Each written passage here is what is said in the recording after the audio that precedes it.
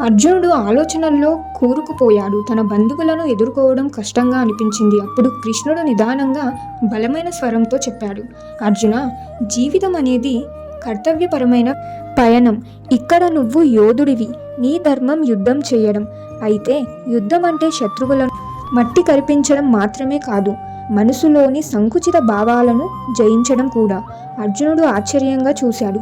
కృష్ణుడు హాస్యంగా నవ్వి ఇలా చెప్పాడు, ఫలితాల్ని ఆశించే కర్మ ఫలితం బాధగా మిగులుతుంది. కానీ ఫలితం పట్ల ఆకాంక్ష లేకుండా కర్తవ్యాన్ని నిర్వర్తిస్తే ఆ కర్మ పవిత్రమవుతుంది, నిన్ను బంధించదు.